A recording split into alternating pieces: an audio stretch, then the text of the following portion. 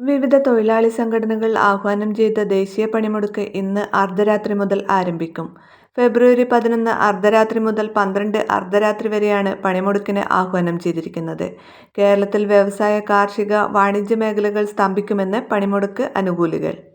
കേരളത്തിൽ സർക്കാർ, അധ്യാപന, ബാങ്ക്, ഇൻഷുറൻസ് തുടങ്ങിയ എല്ലാ മേഖലകളിലുള്ള ജീവനക്കാരും പണിമുടക്ക് നോട്ടീസ് നൽകിയിട്ടുണ്ടെന്ന് എളമരം കരീം അറിയിച്ചു. ഷോപ്പിംഗ് മാളുകൾ, സ്പെഷ്യൽ ഇക്കണോമിക് സോണുകൾ അടക്കം സ്തംഭിക്കുമെന്ന് സമരാനുകൂലികൾ പറയുന്നു.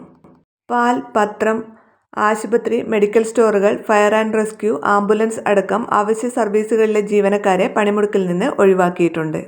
പൊതുപണിമുടക്ക് കണക്കിലെടുത്ത് കേരള പബ്ലിക് സർവീസ് കമ്മീഷൻ ഫെബ്രുവരി 12 നടത്താനിരുന്ന ഓൺലൈൻ പരീക്ഷ മാറ്റി. ഇൻഡസ്ട്രിയൽ ട്രെയിനിംഗ് വകുപ്പിൽ ജൂനിയർ ഇൻസ്ട്രക്ടർ തസ്തികയിലേക്കുള്ള ഓൺലൈൻ പരീക്ഷയാണ് മാറ്റിയത്. ഈ മാസം 21 പരീക്ഷ മാറ്റിയത്. സമയത്തിലും പരീക്ഷാ കേന്ദ്രങ്ങളിലും മാറ്റമില്ല. ഉദ്യോഗാർത്ഥികൾ ഇതിനോടകം ഡൗൺലോഡ് ചെയ്ത അഡ്മിഷൻ ടിക്കറ്റുമായി ഹാജരാകണമെന്ന് PSC അറിയിച്ചു. നാളെ സ്കൂളുകൾക്കോ കോളേജുകൾക്കോ സർക്കാർ ഔദ്യോഗികമായി അവധി പ്രഖ്യാപിച്ചിട്ടില്ല എങ്കിലും ഭൂരിഭാഗം സ്ഥാപനങ്ങളും അടഞ്ഞുകിടക്കാനാണ് സാധ്യത.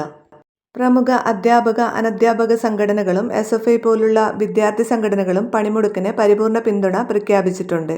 ഇത് ക്ലാസുകൾ തടസ്സപ്പെടാൻ കാരണമാകും. KSRTC, സ്വകാര്യ ബസുകൾ, ഓട്ടോ ടാക്സി എന്നിവ പണിമുടക്കുന്നതിനാൽ വിദ്യാർത്ഥികൾക്കും അധ്യാപകർക്കും സ്ഥാപനങ്ങളിൽ എത്താനും പ്രയാസമായിരിക്കും. അപ്പോൾ വീഡിയോ ഷെയർ ചെയ്യാൻ മറക്കരുത്.